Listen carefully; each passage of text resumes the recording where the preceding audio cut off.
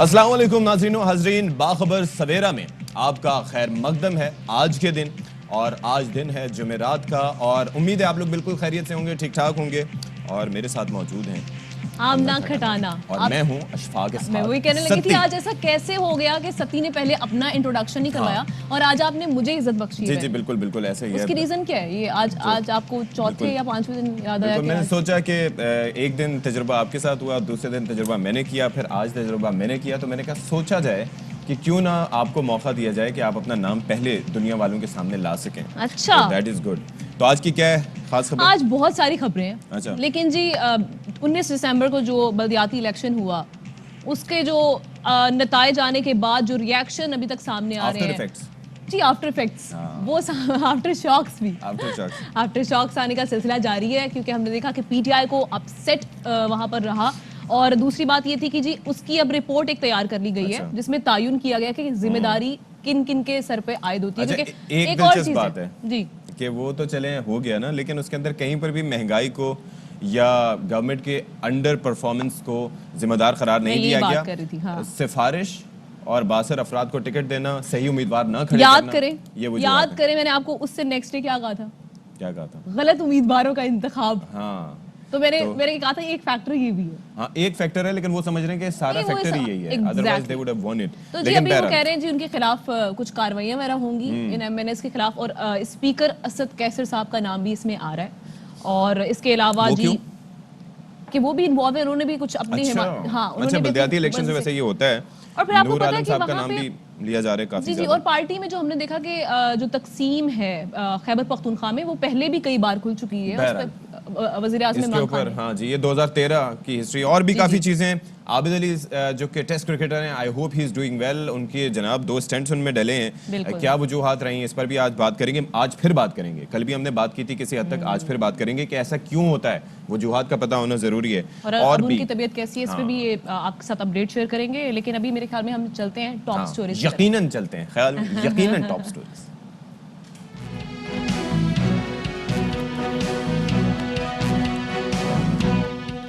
खैबर पख्तूनख्वा बल्दियाती इंतखाबात में शिकस्त क्यों हुई, वज़ीर आज़म इमरान खान को रिपोर्ट पेश कर दी गई। आपस के इख्तलाफात और सिफारिश पर बाअसर अफराद को टिकट वजह करार।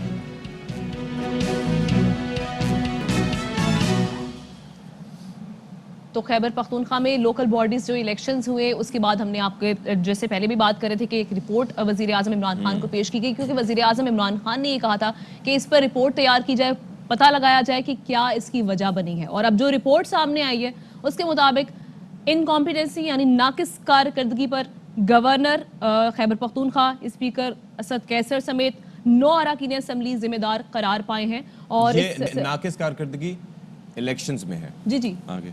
उसके अलावा जो बात आई है जी रिपोर्ट में अफराते ज़र, महंगाई, अभी आप महंगाई की बात करते हैं, इसमें कह दिया गया महंगाई का, और पार्टी के अंदरूनी इख्तलाफात शिकस्त की बुनियादी वजह करार पाए हैं। हमने पहले भी बात की कि पार्टी में जो अंदरूनी इख्तलाफात है, जैसे शिबली फराज साहब ने कहा था जी कि पीटीआई का मुकाबला पीटीआई से हुआ है, और ये बात फिर सामने आ गई है। बिल्कुल जी, और ये रिपोर्ट दी गई है और इसमें पेशावर मेयर का टिकट के हवाले से बड़ी बात की गई है, क्योंकि ये जो 66 नशिस्तें थी उनमें से 5 नशिस्तें मेयर की थी, तो वो बड़ी इंपॉर्टेंट थी। और पेशावर शहर समझे कि आपका स्ट्रॉन्ग होल्ड है, तो वहां पर अगर इस तरह से होता है तो क्या होगा। तो वो सीट निकल गई और वजह उसकी बताई गई है कि गवर्नर कामरान बंगश जो कि मुशीर बर इत्तलात थे, और तैमूर झगड़ा की सिफारिश पर दिया गया था ये टिकट। और हाँ जी, और अरबाब शहजाद खानदान की पार्टी उम्मीदवार की मुखालफत शिकस्त की बड़ी वजह थी। अच्छा, बटबेर का भी कहा गया है कि वहां पर शिकस्त की वजह गवर्नर MNA नासिर मूसा ज़ई में इख्तलाफात थे। और आप ये देखिए कि मर्दान में आतिफ खान के हवाले से कहा जा रहा है कि तमाम टिकट्स इन्होंने इनकी सिफारिश पर दिए गए हैं। तो अब आपने अपने मनपसंद जब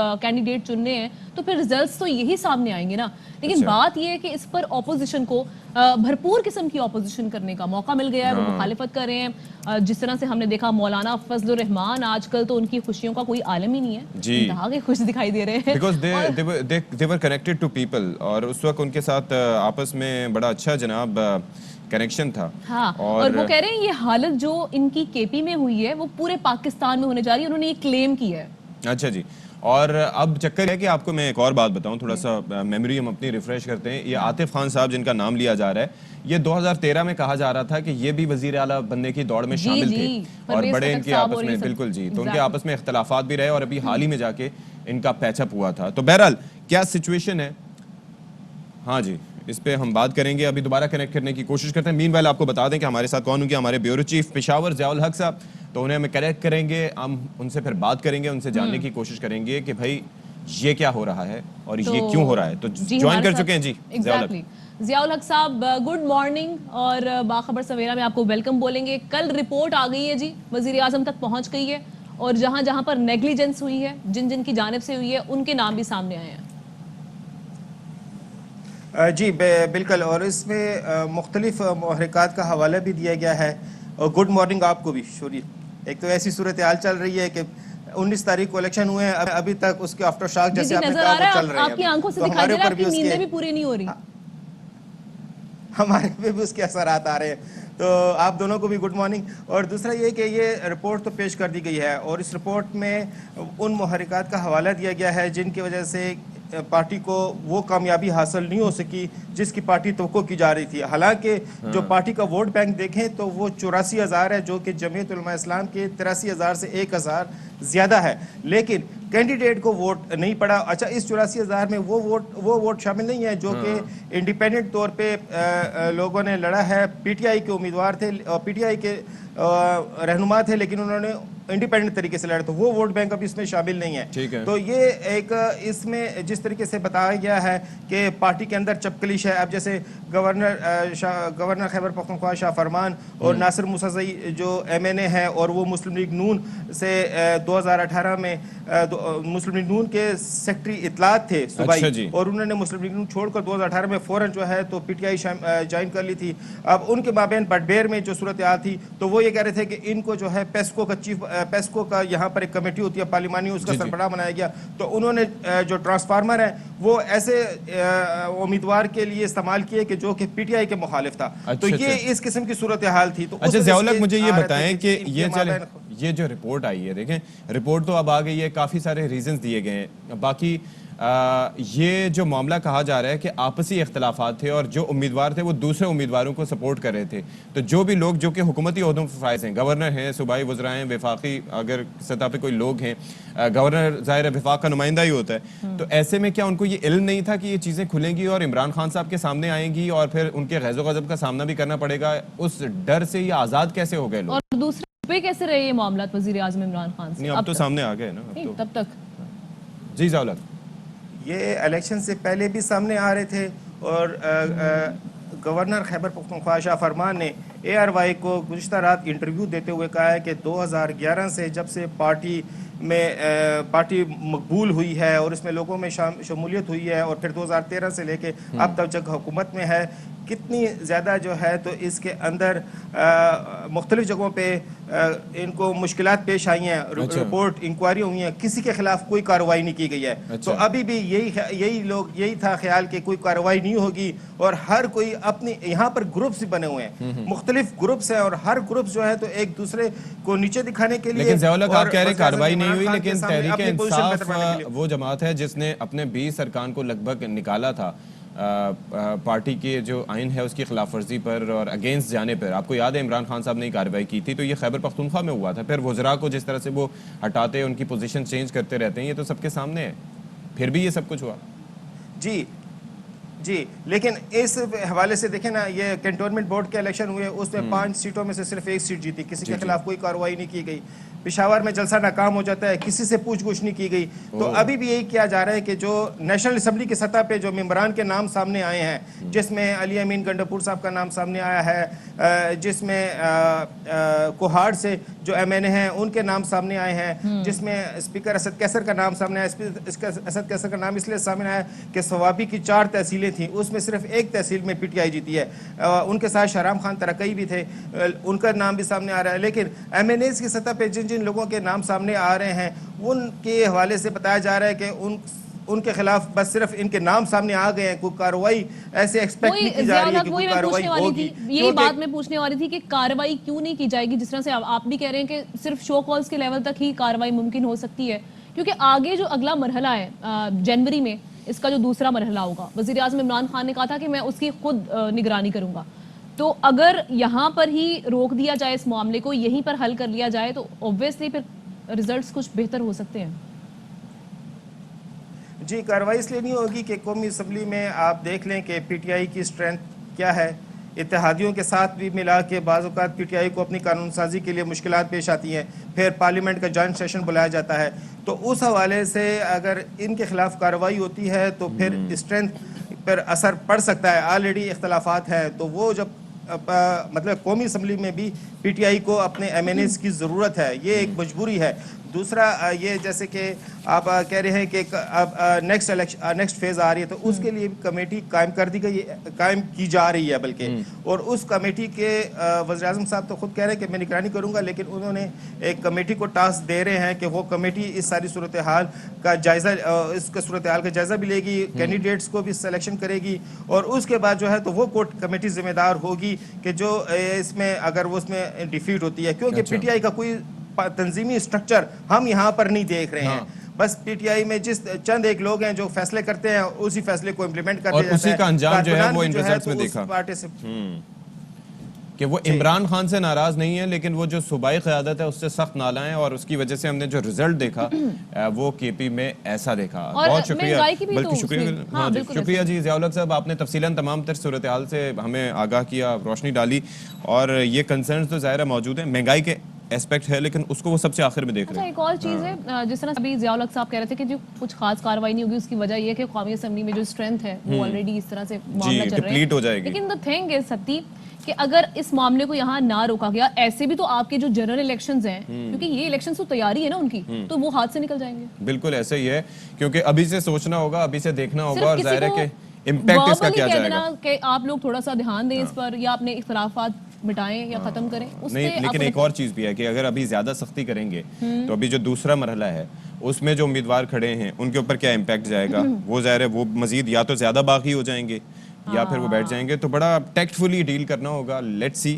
کہ کس طریقے سے کیا جاتا ہے. اچھا جی، اب چیلنج تو ہے. ہاں چیلنج ہے جی. ایک اور معاملے پہ ہم بات کرنے جا رہے ہیں، وہ ہے جناب عابد علی کی کنڈیشن کا. Abid Ali is a young lad, young cricketer, اور وہ جانے جاتے ہیں جناب چٹاگانگ ٹیسٹ میں جو شاندار انہوں نے پرفارمنس دی، اور اس بنا پر انہیں مین آف دی میچ بھی دیا گیا. مطلب he played well in both of the innings, اور ہم بھی بات کر رہے تھے کہ کیا شاندار ان کی پرفارمنس رہی. اچھا جی، اس کے ساتھ ساتھ وہ پرفارمنس تو اپنی جگہ لکھا، لیکن اندر ہی اندر ہی وازنٹ فٹ. حالانکہ ہم اینٹیسپیٹ کیا کرتے ہیں کہ if somebody is a sportsman, athlete ہے، تو پھر یہ ہے کہ جس طرح کی ان کی ویگرس ٹریننگ ہوتی ہے تو وہ بڑی فٹنس کا ایک لیول ان کا قائم ہوگا، لیکن بظاہر ایسا تھا، اندر سے ایسا نہیں. جی جی، اب جو سامنے ان کے حوالے سے خبر آئی تھی وہ یہی تھی کہ قائد اعظم ٹرافی وہ کھیل رہے تھے عابد علی صاحب، اور ایک دم سے ان کی طبیعت خراب ہوئی، ان کو جب چیسٹ پین ہوئی ان کو ہاسپٹل لے کے جایا گیا، ان کے ٹیسٹ ہوئے، وہاں پر پھر ان کی اینجیوپلاسٹی ہوئی. یعنی ڈاکٹر سے کہا کہ یہ معاملہ اتنا جو دکھائی دے رہا ہے کہ آسان ہے، وہ اتنا آسان نہیں ہے،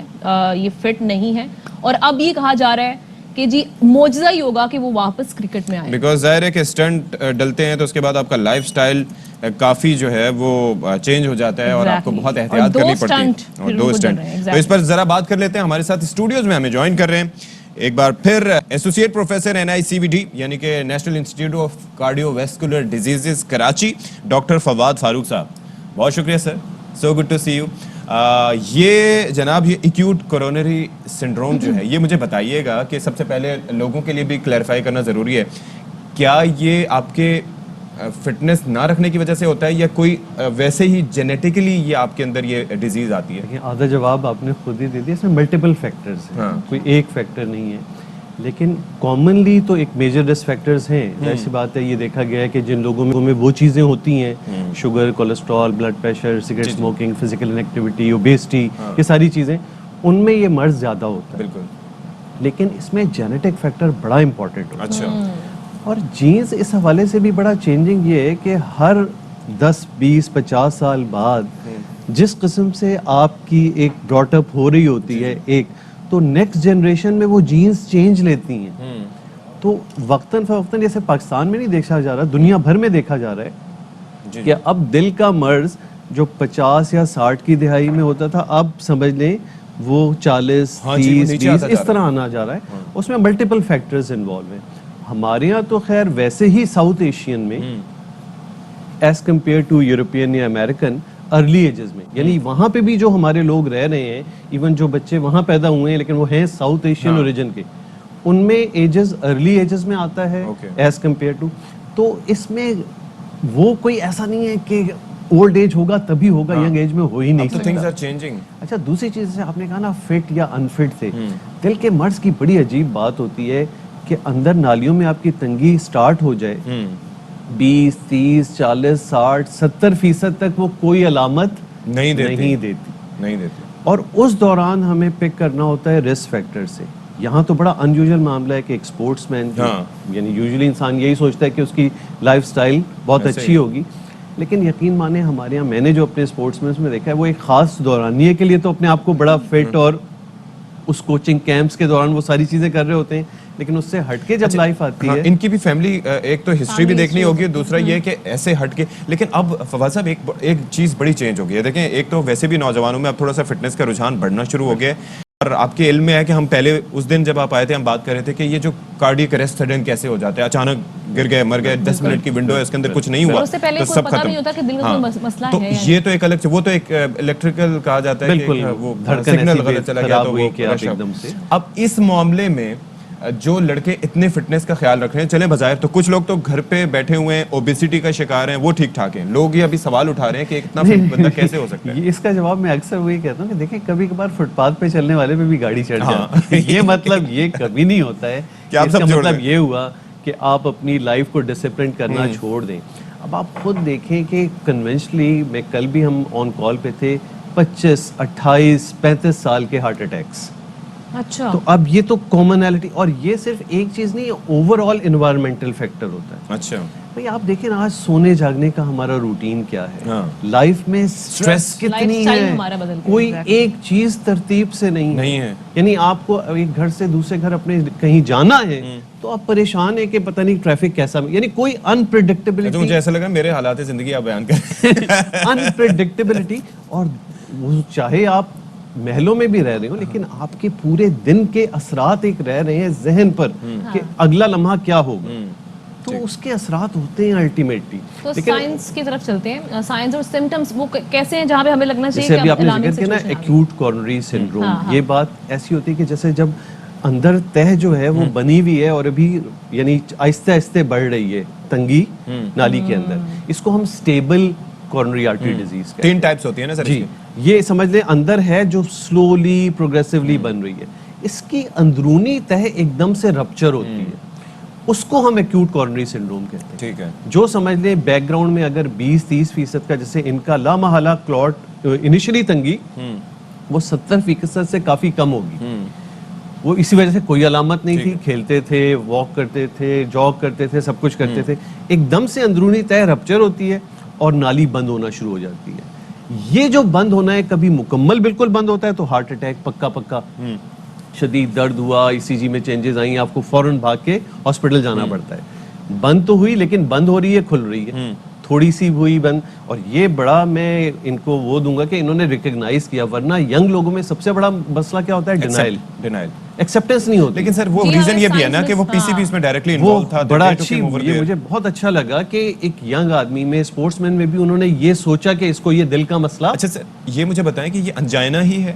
یہ انجائنا کی یعنی اس کو ہم انسٹیبل انجائنا کی کیٹیگری میں لے آتے ہیں. 3 کیٹیگریز ہیں نا. ایک اسٹیبل انجائنا ہوتا ہے، انسٹیبل انجائنا ہوتا ہے، اور وہ پھر آگے بڑھ کے اٹیک بنتا ہے. یہ جو رپچر کلوٹ ہوتا ہے نا، اس میں پھر اب انپریڈکٹیبلٹی ہو جاتی ہے کہ کبھی بیٹھے ہوئے بھی درد ہوگا اور کبھی آپ چل رہے ہیں تب بھی تکلیف نہیں ہو رہی. اور اس کو پک کرنا بڑا امپورٹنٹ ہوتا ہے کہ بھئی یہ جو پہلی دفعہ کبھی زندگی میں کچھ نہیں ہو اور ایک دم سے کچھ سینے میں ہو رہا ہے تو انسان سوچے کہ یہ دل کا ہو سکتا ہے. اور اب ان حالات کو دیکھتے ہوئے کہ ایک سپورٹس مین جس کی لائف ڈسپلن، اس میں اگر کوئی کیفیات سینے میں ہوئی اور اس نے فوری طور پہ اس کو اب ذرا یہ بتائیں کہ اب مسئلہ یہ ہے کہ آپ کے پتہ نہیں چل سکتا، اور ظاہر ہے کہ ان کے تو فزیکل فٹنس ٹیسٹ بھی ہوتے ہوں گے، لیکن اگر ایک آرٹری تنگ ہو رہی ہے تو کچھ نہ کچھ تو اس کے امپیکٹ جاتے ہیں. میں نے کہا جب 70% سے اوپر ہوگی اس سے پیچھے کچھ تب آپ کو علامت آئے گی. اس سے پیچھے اب انڈائریکٹلی بہت سی اسسمنٹس ہیں جس میں بھی میں نے کہا کہ risk factor assessment, cholesterol, sugar, یہ چیزیں ظاہر کرتی ہیں کہ آپ میں چانسز ہیں. اب CT एंजियो वाला रोल आ गया है कि इनडायरेक्टली आप इमेजिंग करके कुछ आइडिया कर लें कि आप कितने रिस्क में हैं। अच्छा, इवन ये कोलेस्ट्रॉल की किस्में आ गई हैं, जैसे हम तो सिंपल लिपिड प्रोफाइल करते हैं ना, पहले तो LDL, ऐसा भी- HDL ही था। जी, अब LDL, lipoprotein A, Allah B, यानी अकबर। वो भी अब नई तहकीक होती जा रही है कि कुछ लोग ऐसे होते हैं जिनका ओवरऑल नंबर कोलेस्ट्रॉल का ठीक होता है, लेकिन वो स्पेसिफिक कोलेस्ट्रॉल की किस्म गड़बड़ होने की वजह से उनमें रिस्क होता है। अच्छा सर, एक और टेस्ट होता है वो जो एको का होता है, ठीक है, उससे एको कुछ देखिए, हाँ, एको दिल का Sports काम बताता है। हाँ। एको का नाली से कोई ताल्लुक वो नहीं। इजेक्शन फ्रैक्शन के लिए जी, होता है? एजेक्शन। अगर आपको अभी इससे पहले कोई दिल में खराबी नहीं आई, कोई अटैक नहीं हुआ है, कोई आपके वैल में मसला नहीं है, कोई पर्दे में सुराख नहीं है, तो आपका एको बिल्कुल नॉर्मल आएगा। वो आपकी नाली के मुतालिक कौन से अभी टेस्ट की वो- तरफ जाएं? वो बस रिस्क असेसमेंट है। Exactly, रिस्क असेसमेंट एक और चीज़ सिम्टम थी, असेसमेंट। अब जिस तरह से आपने, अब हम लोग ना सोच में मुब्तला हो गए हैं कि भाई डाइट अच्छी कर ली, हम वर्कआउट भी कर रहे हैं, हमारी रूटीन अच्छी है सोने जागने की, इंसान हर चीज़ को फॉलो कर रहा है जो एक हेल्दी रूटीन है। उस हेल्दी लाइफस्टाइल के अलावा फिर क्या किया जाए कि आप बार बार जाके एग्जामिन करवाया जाए, 3 या 6 महीने के बाद टेस्ट करवाया जाए? देखिए, क्योंकि वो भी indirectly बहुत एक्सपेंसिव है। ये आप अपने तौर पे तो फैसला नहीं करते, आप हमेशा डॉक्टर से, आपको कोई भी अनयूजुअल सिम्टम्स ऑन चेस्ट हो रहे हो तो ये इंपॉर्टेंट होते हैं। फिर बैकग्राउंड भारी रिस्क बन गया असेसमेंट, रिस्क को आपने टेक केयर कर लिया, शुगर, कोलेस्ट्रॉल, अपनी लाइफस्टाइल, सिगरेट्स में जितनी भी चीजें कर सकते हैं। लेकिन वही मैं बात आखिर में ये कहता हूँ कि कोई भी चीज ये गारंटी नहीं है कि मर्ज हो ही लेकिन बस नहीं फिर सकता। दुआ ही रह जाती तो है। जी बिल्कुल, ये चीजें करके आप अपना मार्जिन कम करते जाओ। अच्छा, मुझे अब जरा ये बता दें कि 2 स्टेंट इस नौजवान को डल गए। अच्छा, हमारे मतलब एक हमारे रिलेटिव थे, उनका स्टेंट हुआ, उन्होंने कहा यार मैं डॉक्टर के पास गया, उसने मुझे कहा कि तुम जो है चूंकि वॉक और जॉग करते हो तो तुम्हारा स्टेंट स्लिप हो गया है। मतलब ही सेड दैट, और उन्होंने दोबारा ये कहा जाता है एंजियोप्लास्टी slow कराई और walk बड़े here। रिप्यूटेबल डॉक्टर से और एक बड़े हॉस्पिटल से। अब ये 2 स्टेंट हैं, ये नौजवान है, इसका एक करियर आगे पड़ा है, ठीक है, it's his bread and butter. तो आगे क्या, अब will he be able to recover and perform well? इनका अल्लाह का शुक्र है बहुत अर्ली पिक हुआ। ठीक है। उम्मीद मुझे यही है कि इनके दिल को नुकसान नहीं पहुंचा होगा। ये अगर दिल को नुकसान नहीं पहुंचा है, नाली की तंगी पिक हो गई, अलामतों से ही स्टेंट हमने लगा दिए, ही कैन डू एनीथिंग। अच्छा, अपने आप को प्राइम करते हुए दोबारा उस स्टेज पे और सारी चीजें कर सकते हैं। चलें, ठीक ठीक है जी। ठीक है, ठीक है। Thank you so much doctor Fawad Farooq साहब, it's so good to have you sir. और बड़े अहम मामला था, लेकिन यही है कि एहतियात भी करें, सब कुछ करें और उसके बाद बिल्कुल। फिर दुआ भी करें। और बिल्कुल, और हम दुआ करेंगे आबिद अली साहब के लिए, हाँ बिल्कुल, ताकि वो बिल्कुल वो सबके recover- लिए करें जी, अल्लाह ताला सबको महफूज जी, रखे जी। अचानक लेकिन अभी फिलहाल आबिद अली साहब क्योंकि वो उन्होंने अपने फैन से, अपने वेल विशर से ये कहा है कि जी हमारे लिए दुआएं करें इंशाल्लाह। तो इंशाल्लाह वो हमारे बीच में होंगे और खेल भी खेलेंगे। अभी हम चलते हैं जी ब्रेक पे, ब्रेक के बाद वापस आते हैं। Stay with us.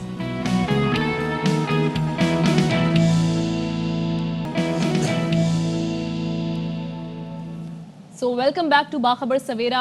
अभी हम एक बहुत ही इम्पोर्टेंट इशू की तरफ जा रहे हैं और वो है जी बायो फ्लॉक फिश फार्मिंग, जो कि पाकिस्तान में तेजी से बढ़ता हुआ एक बिजनेस है और देखा कि ये बड़ा कॉस्ट इफेक्टिव भी है। अच्छा। तो सत्ती, कभी आपको इत्तेफाक हुआ इसको एक्सपीरियंस करने का? नहीं जी, मैं अभी ये जो फुटेजेस चल रही हैं इनमें देख सकता हूँ, या इस शो से पहले इसमें जब ये होता ही है कि जी आपने एक टैंक लेना है, हाँ जी, आप ये घर पे भी कर सकते हैं। आपके ये घर में बहुत बड़े अगर टैंक नहीं है जो अगर आपके नजर आ घर रहे में बड़ा लॉन है तो आप वहां पे भी मैनेज कर सकते हैं, क्योंकि आप Okay। बड़ी सतह पे नहीं कर सकते, लेकिन आप एक टैंक ले सकते हैं जिसमें ऑलमोस्ट 1000 फिशेस मतलब आप चाह रही हैं कि मैं पौधों को मार के वहाँ पर फिशेस पाल लूँ? 1000 अगर loan नहीं है नहीं तो। नहीं, मैं वैसे ही आपको बता रही हूँ, पैसा कमा सकते हैं। पैसा कमाने का एक अच्छा जरिया है और Okay। पाकिस्तान में ये जो कल्चर है ये दिन ब दिन बढ़ता ही चला जा रहा है। Okay। तो जी लोग इससे बहुत कमा भी रहे हैं। तो 1000 और जब fishes मौका हुआ तो उसको स्विमिंग पूल के तौर पर यूज करते हुए मछलियों के नहीं साथ चलेगा डुबके तो भी फिर लगा आप ये ली। कर लीजिए। तो 1000 फिशेस जो हैं इसमें ग्रो कर सकती हैं, अच्छा। मतलब ग्रोथ मिलेगी इनको।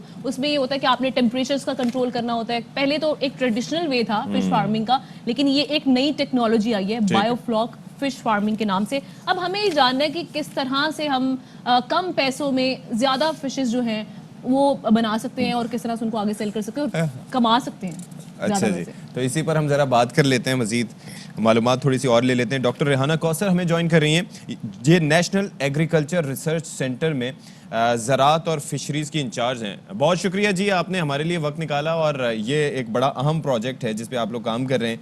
ये ज़रा बताइएगा, ये आमना खटाना तो मुझे कह रही हैं कि जी घर के लॉन अगर है तो उसके अंदर भी आप टैंक रख के मतलब वो कर सकते हैं, ऐसा मुमकिन है? ये कितना बड़ा रकबा चाहिए इसके लिए? टैंक्स मैंने देखे ये तो खासे बड़े हैं यहाँ पर।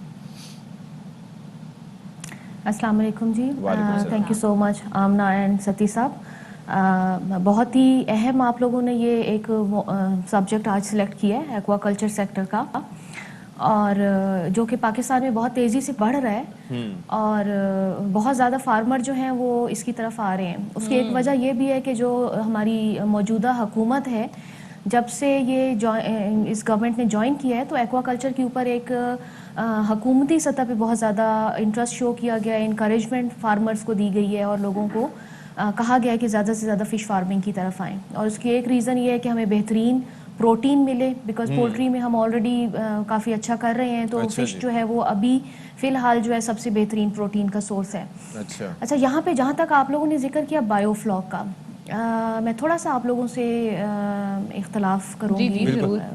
आमना इंसती, बायोफ्लॉक जो है वो एक बहुत अच्छी चीज़ तो ज़रूर है। जिनके पास बहुत ज़्यादा ज़मीन नहीं है वो फार्मर और फ़िश फार्मिंग करना चाह रहे हैं लोग, तो उनको लगता है कि बायोफ्लॉक बहुत एक इजी एक्सेस है एक्वाकल्चर और फ़िश फार्मिंग के लिए।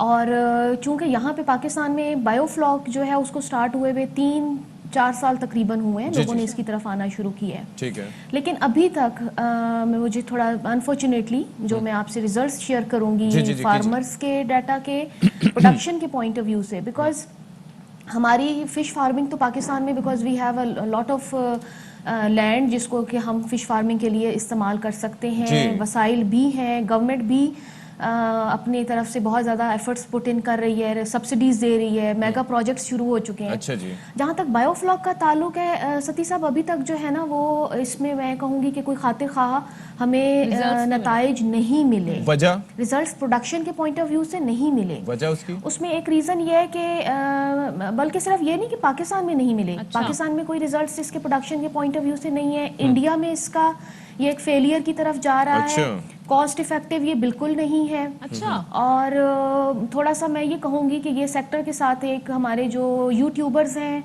उन्होंने वीडियो बनाई, यूट्यूब पे व्यूअरशिप के लिए डाल दी। इसके अलावा जो सर्विस प्रोवाइडर्स हैं जो टैंक बनाते हैं या जो मुख्तलिफ वो जो कॉम्पोजिशंस जो बायोफ्लॉक में फ़िश के लिए यूज़ होती है वो अपनी एक प्रोडक्ट सेल करने के लिए, तो आई एम सॉरी ये थोड़ा सा एक मैं ये आप लोगों के तवज्जुद से फ़िश फार्मर्स को कहना चाहूँगी कि बायोफ्लॉक के ऊपर अच्छा होता ये है, मेरे पास बड़े सारे लोग आते हैं जी वो बायोफ्लॉक क्या होता है, हमने बायोफ्लॉक शुरू करना है। जी जी। अच्छा, उसमें सिर्फ एक रीज़न ये होती है कि चूंकि उनके पास ज़मीन नहीं है और उन्हें लगता है कि 2 या 3 टैंक बना के और हम फिश फार्मिंग शुरू कर देंगे। ठीक है। तो मैं कुछ एक रफली शेयर करूंगी जो डाटा, क्योंकि बायोफ्लॉक पाकिस्तान में जितने लोग कर रहे हैं वो ज़्यादातर तिलापिया जो जिसको जो प्रीवियस ये हमारे चिड़ा कहा जाता था जिसको, तो तिलापिया से बायोफ्लॉक लोग कर रहे हैं। और जो ग्रोथ रिपोर्ट हुई है एक प्रोडक्शन सीजन में वो 250 से 300 ग्राम ड्यूरिंग 2021 का, ये मैं आपको बताऊंगी कुछ फार्मर्स का डाटा है।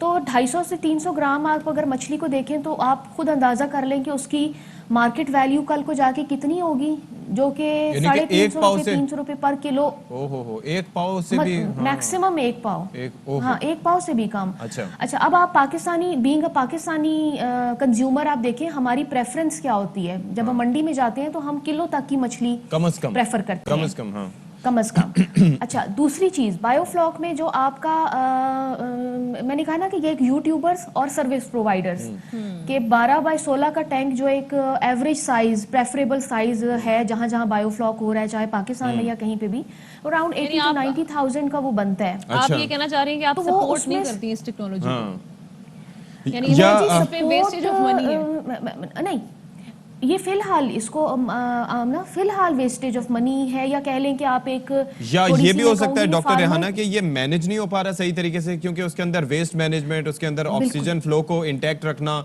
ये सारी चीजें ये दे आर वेरी इंपॉर्टेंट, शायद उस पे काम नहीं हो रहा प्रॉपर्ली, वो देख नहीं पा रहे। सती साहब उसमें बेसिकली होता ही है कि बायोफ्लॉक में आपने ना हाई स्टॉकिंग डेंसिटी रखनी होती है। जी जी बिल्कुल ऐसे ही है। जब आपने हाई स्टॉकिंग डेंसिटी रखनी है तो आपने ऑक्सीजन मेंटेन करना है, आपने उसकी रिसर्कुलेशन को देखना है, आपने उसकी आपकी फीड जो है, बिकॉज पाकिस्तान में अभी तक एक्वा फीड मिल्स जो हैं वो बहुत ज़्यादा नहीं है और जो 4-6 मिलें हैं वो फीड बहुत ज़्यादा एक्सपेंसिव बेच रही हैं।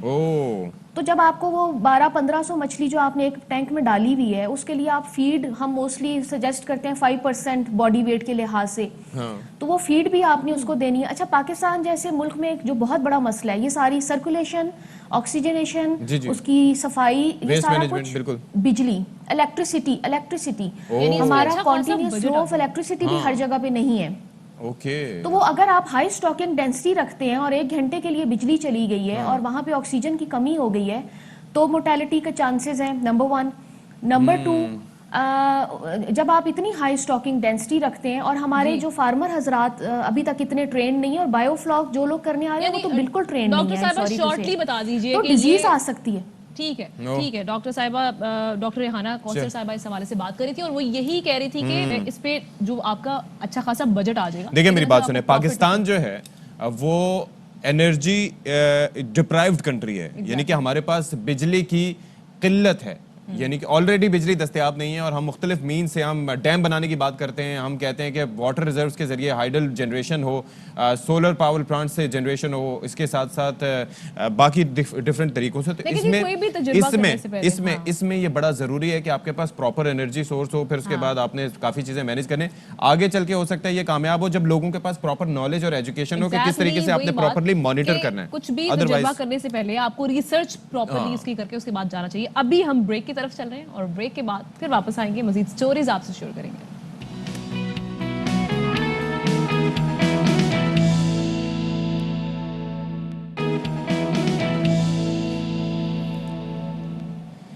جی تو باخبر سویرا میں ایک بار پھر سے آپ کا خیر مقدم ہے, اور ہم اس سے پہلے بایو فلاک کے بارے میں بات کر رہے تھے اور بایو فلاک کا تجربہ اتنا کامیاب ثابت نہیں ہوا فلاپ کر دیا اور جتنا ہم سوچ رہے تھے, اور 5 منٹ میں ہمیں اس کا احساس ہو گیا اور ہمارا بزنس ماڈل جو ہے ہم نے اٹھا کے اس کو اسکریپ کر دیا.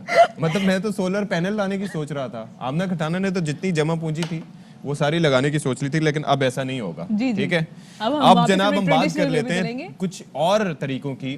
اس سے جانے سے پہلے میں پوچھوں گی آپ کو, بلوچستان جانے کا کبھی آپ کا ہوا ہے؟ بالکل جی, جانے کا, کوئٹہ میرا جانے کا اتفاق ہوا ہے. اس کے علاوہ خزدار جانے کا. اٹس بیوٹیفل, ڈفرینٹ سیرینٹی ہے, لیکن وقت نہیں ہے. جب وقت ہوگا تو مزید ہم سفر کریں گے اور زبانی کلامی بھی سفر کریں گے اور واقعتاً بھی سفر کریں گے. ٹھیک ہے, لیکن ضلع مستونگ کی ہم بات کریں, بلوچستان کا جو ضلع ہے وہ جانا جاتا تھا باغات کی وجہ سے اور پانی کی فراوانی کی وجہ سے, لیکن اب صورتحال تبدیل ہو چکی ہے اور صرف مستونگ ہی نہیں, اکثریت یہ علاقہ خشک اور بنجر ہو رہا ہے. اچھا یہ جو ہم فوٹیجز دکھا رہے ہیں یہ اس کی عکاسی نہیں کر رہے, اس کی ریزن ابھی بتا دیتے ہیں. اچھا اب فصلوں اور باغات کو کم پانی استعمال کرنے والے طریقے کی طرف منتقل کرنے پر زور دیا جا رہا ہے, اور اسی سلسلے میں محکمہ زراعت کے زیر نگرانی پستے کا ایک باغ بھی لگایا گیا ہے. جی ایگزیکٹلی, پستے کا ایک باغ لگایا گیا اور باغ کے انچارج جو ہیں زمینداروں کو یہ مشورہ دے رہے ہیں کہ پستہ, بادام, انگور اور زیتون کے درخت لگائے جائیں تاکہ پانی بھی کم استعمال ہو.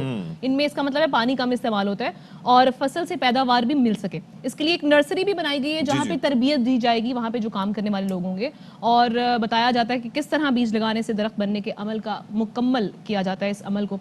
اسی پر بات کر لیتے ہیں جی, ہمارے ساتھ موجود ہیں مستونگ میں موجود پستہ باغ کے انچارج محمد حنیف صاحب, اور ان سے بات کرتے ہیں. سامنے ہی موجود ہیں. جی بات کریں. محمد حنیف صاحب سے بات کرتے ہیں. آپ کو ویلکم کہیں گے سر, باخبر سویرا میں آپ نے وقت دیا.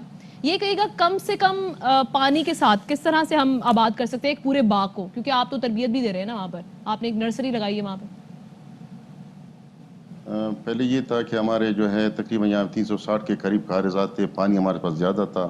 اس وقت پانی کا مسئلہ اتنا نہیں بنتا تھا کیونکہ تقریباً 8 فٹ 10 فٹ کے قریب جو ہمارے گھروں کے جو کنویں تھے وہاں سے ہم پانی نکالتے تھے. سال جو بارشیں نہ ہونی, خشک سالی کی وجہ سے, برف باری نہ ہونے کی وجہ سے پانی نیچے گرتا گیا, اور اسے جو ہے ابھی جو ہے تقریباً 1000 فٹ کے قریب ہم نے بور کیا ہے. بور کرنے کے جو تقریباً 700-800 فٹ سے ہم پانی نکال رہے ہیں. اور پرانا جو طریقہ کار تھا وہ فلڈ ایریگیشن تھا. آج کل جو ہے نیا طریقہ کار یہ ہے کہ ہم ان کو جو ہے ٹرکل ایریگیشن جیسے ببلر, وہ بھی میں نے آپ کو دکھایا, جو آپ نے اپنے دیکھا, آپ نے خود مشاہدہ کیا, اس میں جو ہمارا کافی پانی اس میں بچت ہوتا ہے, جس میں جو ہے اس میں ایک ببلر ہے, ایک ٹرکل ہے, ایک جو ہے اسپرنکلر ہے. 2-3 جو ہے طریقے ہیں ہمارے جو ہے ابھی ہم نے نئے جو ہے متعارف کر چکے ہیں ہم زمینداروں میں. پہلے تو یہ ہوا کرتا تھا یہ لوگ فلڈ کے حساب سے پانی زیادہ دیتے تھے, جس میں جو ہے پانی کا جو ہے بہت زیادہ ضائع ہوتا تھا. لیکن ہمارے جو ہے بلوچستان میں جو ہے پانی کا جو ہے بہت اہم ایشو ہے. اب پانی جو ہے سال جو ہے نیچے گرتا جا رہا ہے, اچھا اب ذرا یہ بتائیے کہ عموماً یہ کہا جاتا ہے کہ یہ جو پستے کا درخت ہوتا ہے یہ ٹائم لیتا ہے، یعنی کہ ایک ڈیکیڈ لیتا ہے، 10 سے 12 سال میں وہ پھل دینا شروع ہوتا ہے، اس لیے اس جانب توجہ کم دی جاتی ہے. تو یہ جو آپ کا سیٹ اپ ہے اس سے کیا ایسا ممکن ہے کہ پیداوار جلدی ہو سکے؟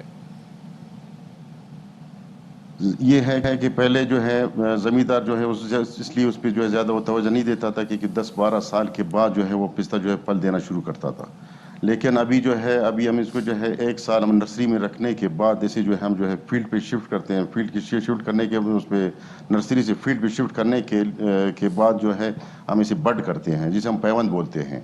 پیوند کاری کے ذریعے تقریباً 3-4 سال کے بعد وہ پھل دینا آپ کو شروع کر دیتا ہے. پھر یہ ہے کہ پہلے سال جو ہے وہ پھل تھوڑا کم دیتا ہے، پھر جو ہے اگلے سال جو اس کا جو عمر بڑھتا جاتا ہے اس کے جو پھل جو ہے دینا زیادہ دیتا ہے. تقریباً اگر 1 سال میں جو ہے 1 کلو، پھر اگلے سال وہ آپ کو 2 کلو کے قریب.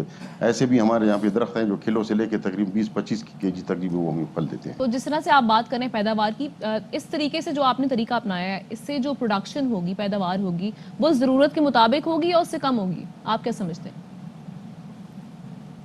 نہیں، پستے کے اگانے کے تو فائدے تو بہت سے ہیں. پستے کا درخت جو ہے سینکڑوں سال تک پھل دیتا ہے. کم پانی کی طلب رکھنے کی وجہ سے خشک سالی کا بھی مقابلہ بہتر طریقے سے کر سکتا ہے. اور پھل کا چھلکا سخت ہونے کی وجہ سے آپ دور دراز علاقوں تک بھی اس کو جو ہے آپ بغیر تجارت کیا کر سکتے ہیں. اچھا آپ ذرا یہ بتائیں کہ یہ جو کوئی لوگ اگر اس میں انٹرسٹڈ ہوں، جو پستے کا درخت لگانا چاہتے ہیں، وہ سامنے آنا چاہتے ہیں، آپ لوگ ان کی کس طرح سے مدد کر سکتے ہیں؟ اس کا یہی طریقہ ہے کہ آپ جو ہے اگر سیب کا آپ کے پاس پانی کا تو سب سے بڑا مسئلہ ہے وہ یہ ہے کہ آپ جو اس کو جو ہے خطراتی نظام پہ اس کو وہ کیا کرنا ہے. جو اپنا جتنے بھی اپنے درخت ہیں اس میں بھی کامیاب ہیں. یہاں پہ جو ہمارے جو پروگریسو فارمر تھا رئیس مشتاق جو ہے سارنگزئی صاحب، ان کے بھی باغات ابھی بھی ہیں. آپ اس کو وزٹ بھی کر سکتے ہیں، آپ جا کے دیکھ لیں. وہاں پہ بھی آپ کو جو ہے وہ بالکل آپ اس سے اندازہ لگا سکتے ہیں کہ کتنا اس میں پانی بھی بچتا ہے اور ٹھیک ٹھاک جو پھل بھی درخت اس کا سیب پھل بھی دے رہا ہے. اور محمد حنیف صاحب یہ بھی کہے گا، جس طرح سے ہم سنتے بھی آئے ہیں، ہم نے اس پہ ریسرچ بھی پڑھی ہے کہ سیب کا جو درخت ہے وہ بھی زیادہ پانی مانگتا ہے، تو اس طریقہ کار کے ذریعے سیب کی پروڈکشن بھی ہو سکتی ہے، اس میں بھی مدد مل سکتی ہے؟ میرے پاس جو ہے پستے کے علاوہ جو ہے اور بھی جو ہے مختلف پھلوں کے درخت ہیں جو لو ڈیٹا کراپس میں آتے ہیں، جیسا کہ آلمنڈ ہے اور رشین اولیو ہے. اپنا رشین اولیو کے علاوہ ملبری ہے. یہ جو ہے کیا کہتے ہیں ہمارے جو ہے فارم پہ موجود ہیں، اور یہ بھی ہم جو ہے فری آف دی کاسٹ یا جو ہے اس پہ جو ہے سبسڈی ریٹ پہ جو ہے فارمرز کو ہم دیتے ہیں. اچھا جی، بہت شکریہ آپ سر، آپ نے بڑی تفصیلاً تمام تر صورتحال سے آگاہ کیا ہے. دس از ویری امپورٹنٹ کہ مختلف مینز اور مختلف میجرز لیے جائیں جیسے جیسے ٹائم ہے اور جیسے جیسے پانی کی قلت ہوتی جا رہی ہے. اور ہم جس طرح سے بات کرتے ہیں کہ پانی ایک ایسی کموڈٹی ہے کہ جس کو بنایا نہیں جا سکتا، پروڈیوس نہیں کیا جا سکتا، اسے پریزرو کیا جا سکتا ہے، اسے مینٹین کیا جا سکتا ہے. اور ایسا ہی بلوچستان میں ہو رہا ہے. اور آپ کو پتہ ہے کہ مختلف پاکستان کے مختلف حصوں میں ہاں مجھے پتا تھا کہ آپ کو نہیں پتا، اب میں آپ کو بتا رہا ہوں کہ مختلف اریگیشن سسٹمز ہیں. بات کرنے والے ہیں مختلف اریگیشن سسٹمز ہیں. اور بلوچستان ایک ایسا سلسلہ ہے جہاں پر جس طرح سے حنیف صاحب نے ابھی تذکرہ کیا کہ کارزار، وہاں پر کاریز سسٹم ہے، اریگیشن سسٹم ہے جس کے ذریعے زیر زمین ٹنلز کے ذریعے وہاں پر قبائلی کلچر ہے تو وہاں پر اس طریقے سے پانی کی سرکولیشن اور ڈسٹریبیوشن کی جاتی ہے. اور وہ کاریز کا جو سسٹم ہے بڑا خوبصورت سا، زیر زمین جو ہے وہ نالیوں کے ذریعے وہ پانی ڈسٹریبیوٹ کیا جاتا ہے. اور دوسری چیز یہ ہے کہ چائنا سمیت، چائنا سے لے کے چلی تک 22 ملک جو ہیں وہ اس سسٹم کو فالو کر رہے ہیں. لیکن پاکستان میں صرف بلوچستان تک یہ کنفائنڈ ہے. لیکن اگر زیر زمین پانی کی اسی طریقے سے مقدار کم ہوتی رہی، بارشیں کم ہوتی رہیں، پانی کے ذخائر کم ہوتے رہے تو آگے بڑے مسئلے مسائل پیدا ہوں گے. تو ہمیں اسمارٹلی سوچنا ہوگا، ڈفرینٹ مینز کی طرف جانا ہوگا. ایگزیکٹلی. اور وہی بات آ جاتی ہے کہ جی پرانے طریقے ابھی بھی لوگ اپنا کر پیداوار پروڈکشن اچھی کر رہے ہیں. ابھی ہم بریک کی طرف چلتے ہیں سبتی، اور بریک کے بعد واپس آتے ہیں تو پھر بیٹھے بٹھائے بریک کے جانے چلتے ہیں.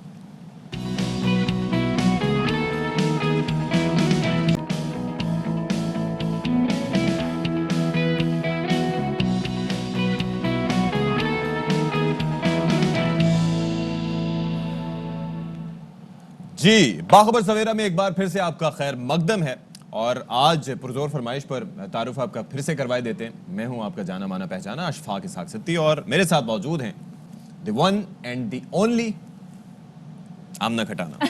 मैं चाह रही थी आप ही अब नाम लेंगे। नहीं, मुझे कोई एतराज नहीं। जितनी एनर्जी के साथ आप आए ना, मुझे लगा उतनी आवाज शायद मेरी ना निकल पाए। हाँ। पूरी कोशिश करने के बाद लेकिन ऐसा नहीं था।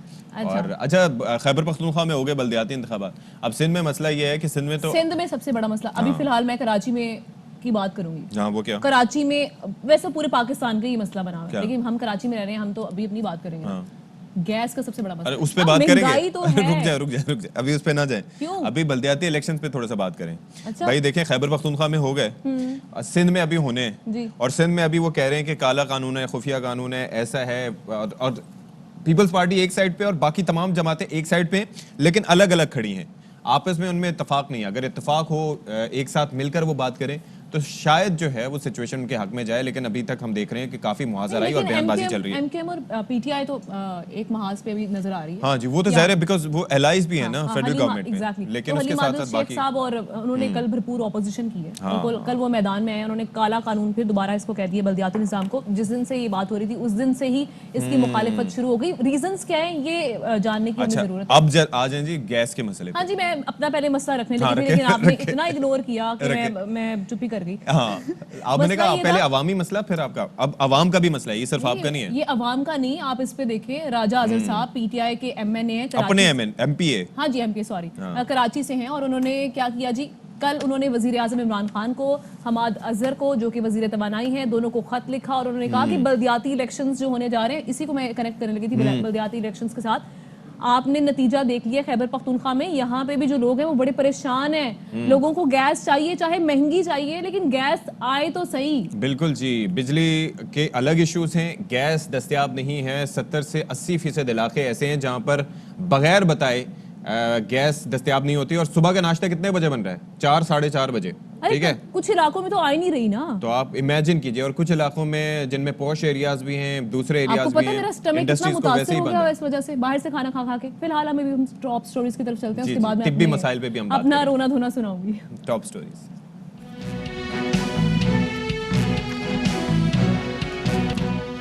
सिंध के बल्दियाती निजाम के खिलाफ ऑपोजिशन जमातों एमक्यूएम और तहरीक इंसाफ का राबता कानून को अवाम दुश्मन करार दे दिया। हलीम आदिल शेख एमक्यूएम के मरकज पहुंच गए, चीफ जस्टिस के पास जाने का ऐलान।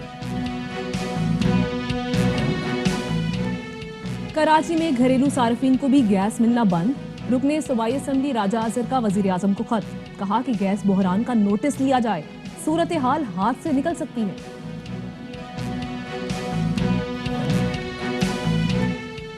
कराची में घरेलू सारिफीन को भी गैस मिलना बंद। रुकने सूबाई असम्बली राजा अजहर का वजीर आजम को खत, कहते हैं गैस बहरान का नोटिस लिया जाए, सूरत हाल हाथ से निकल सकती है। अच्छा जी, तो हम थोड़ा वक्त से पहले आ गए, लेकिन बात यह है कि जो मामलात हैं और ख़ास तौर पर सिंध में मामलात चल रहे हैं, वो बल्दियाती निज़ाम जो है वो एक घंटी बन चुका है गले की, और वो भी पीपल्स पार्टी के, और वो उसकी जान नहीं छोड़ रहा, यानी कि कंबल की तरह चिपक गया है, क्योंकि बाकी तमाम जमातें एक तरफ हैं और पीपल्स पार्टी एक तरफ है। और तमाम जमातों ने, हुकूमती जमात जो कि इस निज़ाम को ला रही है और इसमें तरमीम कर रही है, उसके अलावा बाकी तमाम जमातों ने कहा है कि ये नहीं चलेगा। अच्छा जी, सिर्फ ये नहीं कहा, उन्होंने ये भी कहा है कि अगर ये हम पर थोपने की कोशिश की गई तो हम अदालत का रुख करेंगे। और उन्होंने कहा कि जब चीफ जस्टिस पाकिस्तान यहाँ पर आएंगे तो उनसे भी इस हवाले से बात करेंगे कि बल्दियाती कानून के खिलाफ उनके पास जाएंगे, अपना मुद्दा उनके सामने रखेंगे ताकि इस पे कुछ किया जाए। पीपल्स पार्टी नहीं सुन रही। अलबत्ता एमकेएम रहनुमाओं ने ये भी कहा कि पीपल्स पार्टी मुकम्मल तौर पर झूठ का पलंदा है। बड़े इल्जाम लगाए गए और उन्होंने ये कहा कि काले कानून की वापसी तक जिद्दोजहद जो है वो हमारी जारी रहेगी। और पाकिस्तान तहरीक इंसाफ और एमक्यूएम की जानिब से जिस दिन बल्दियाती इलेक्शन के हवाले से जो ऑर्डिनेंस आया था, जब ये पास करवाया गया, उसके बाद से अब तक हमने देखा, सिर्फ ये नहीं, जमात इस्लामी भी इस पर कई बार बात कर चुकी हुई है और इस हवाले पे एहतजाज भी किया गया, मुख्तलिफ शहरों में मुजाहरे किए गए और उसमें बात होती रही, लेकिन पीपल्स पार्टी फिलहाल सुनने को तैयार नहीं है। क्या कह रहे हैं हलीम आदिल शेख साहब और एमक्यूएम के रहनुमा, वो आपको सुनाते हैं। पीपल्स पार्टी की इस मुतासिब हुकूमत के इन मुतासिब इक़दामात की उस वक्त तक हम उनके ख़िलाफ़ जद्दोजहद करते रहेंगे जब तक पीपल्स पार्टी इस बिल को वापस नहीं ले ली थी। इस जद्दोजहद को हम अदालती सतह पर और अवामी सतह पर जारी रखेंगे। हमारा एक वफद पार्लियामेंटेरियंस का सुप्रीम कोर्ट के चीफ जस्टिस साहब से भी दरख्वास्त करने के लिए जाएगा। हम एक भरपूर लाएमल तैयार करा रहे हैं पूरे सिंध में, और हम वो इस हद तक लेकर जाएंगे कि उन्हें ये काला कानून वापस लेना पड़ेगा, और इसके लिए अदालतों में भी, रोड पर भी, रास्ते पर भी, और इंशाल्लाह बहुत बड़ा प्लान हम कर रहे हैं। अच्छा जी, तो पीपल्स पार्टी से मुतालिक क्या सोच रही है, क्योंकि अपोजिशन ने तो खतरे की घंटी बजा दी है, तो जरा बात कर लेते हैं। हमारे साथ मौजूद हैं कादिर मंदोखेल साहब, पीपल्स पार्टी के रहनुमा। बहुत शुक्रिया जी, आपने वक्त निकाला। ये फरमाइए कि एमक्यूएम और पीटीआई ने तो इस निज़ाम को मुस्तरद कर दिया और कहा है, और बारहा काफ़ी दिनों से वो इसी पर बात कर रहे हैं तमाम ये अपोजिशन की जमातें हैं कि नहीं चाहिए ये। अब क्या करेंगे आप लोग? देखिए, जिस एमक्यूएम मुस्तरद कर रही या पीटीआई मुस्तरद कर रही, इसी निज़ाम के तहत 6 महीने पहले एमक्यूएम के वसीम अख्तर साहब 4 साल अपना टर्नओवर जो बाकी सिंध समेत मुकम्मल कर चुका है, और उससे भी थोड़ा पहले चले जो है 2001 के कानून के मुताबिक एमक्यूएम टाउन सिस्टम, जो आजकल टाउन है, डिस्ट्रिक्ट में भी ये और टाउन में भी मुस्तफ़ा कमाल साहब जो मौजूदा पीएसबी के चेयरमैन है, वो 4 साल इसी निज़ाम के तहत मुकम्मल कर चुका है। बल्कि इस निज़ाम में थोड़ी सी बेहतरी ये आ गई कि पिछले निज़ाम में सॉलिड वेस्ट मैनेजमेंट यानी कचरा उठाने वाली जो कंपनी है वो और वाटर बोर्ड ये सिंध हुकूमत के पास थी, ये भी इस मरतबा इस निज़ाम के तहत 2021 के तहत वो मेयर के अंडर कर दिया है। तो मैं तो समझ रहा हूँ कि उससे बेहतर कर दिया है। अच्छा कादिर साहब, ये कहेगा, हलीम आदिल शेख साहब कल ये कह रहे थे कि ये जी शहर दुश्मन बल्दियाती निज़ाम आप लेकर आ रहे हैं और ज़रदारी निज़ाम को आप नाफिज किया जा रहा है, क्यों कह रहे हैं वो ऐसे? आपकी इस पर क्या राय है? ये सारी ज़िंदगी उन्होंने डिक्टेटरों के साथ गुजारी है, उनको क्या पता जमहूरी निज़ाम क्या है, उनको क्या पता ज़रदारी निज़ाम क्या है।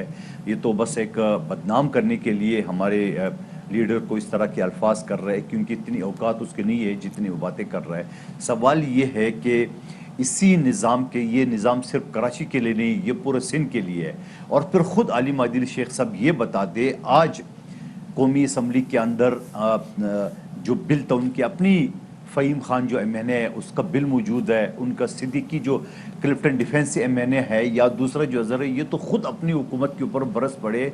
आज कराची में, सिंध में लोग जो है ना वो लकड़ी जलाने पे, यानी डिफेंस क्लिफ्टन वाले जो है ना सिलेंडर और लकड़ी जलाने पे अपना खाना और चाय पका रहे। तो हलीम आदिल शेख और इनकी आम नवा से मैं ये पूछना चाह रहा हूँ, अपनी वफाकी हुकूमत को आप देख रहे हाल, और फिर सबसे बढ़ के मैं आपको बात बता दूँ कि ये सिंध में एक जमहूरी निज़ाम है जो 2/3 मेजॉरिटी के तहत ये बिल एक मरतबा नहीं 2 मरतबा पास हो चुका है। क्या हलीम आदिल शेख की पार्टी ने पंजाब में इस तरह बिल पास किया? क्या हलीम आदिल शेख ने की पार्टी ने इस्लामाबाद भी किया? वहाँ ऑर्डिनेंसेस के ज़रिए कानून को लागू किया जा रहा है। हम जमहूरी लोग हैं। वैसे सड़कों पर प्रोटेस्ट की बात तो होती है, लेकिन अब ये कहा यह जा रहा है कि एमक्यूएम और तहरीक इंसाफ इस निज़ाम के खिलाफ अदालत का रुख करेंगे, तो उस सूरत में क्या आप इसका दिफा कर पाएंगे? बिल्कुल, मैं बैसियत कानून की तालिब इल्म, मैं और हमारी पूरी टीम, चाहे वो लतीफ़ कोसा हो, चाहे वो फारूक नाइक साहब हो या दूसरे हमारे साथी हो, वो इंशाल्लाह हम दिफा करेंगे। और फिर सबसे बढ़कर एमक्यूएम, पीएसबी, पीटीआई इस एक्ट को मंजूर होने से पहले अदालत में पिटीशन दाखिल किए।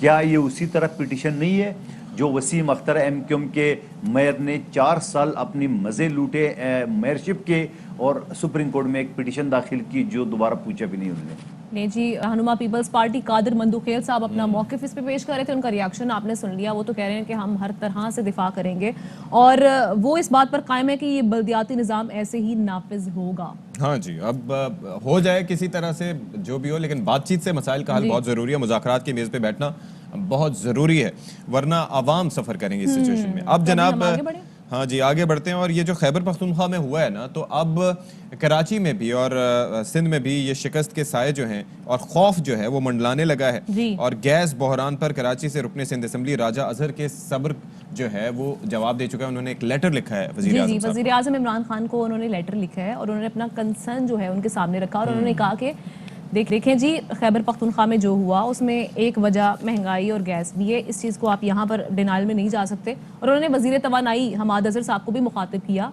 उनको भी ख़त लिखा, और उन्होंने कहा कि खुदारा इस मसले का हल निकालें, लोग यहाँ पर परेशान हैं, नाराज़ हैं, ये ना हो कि यहाँ पे भी आपको अच्छी खासी शिकस्त का सामना रहे, क्योंकि कराची के लोगों ने आपको मैंडेट दिया है।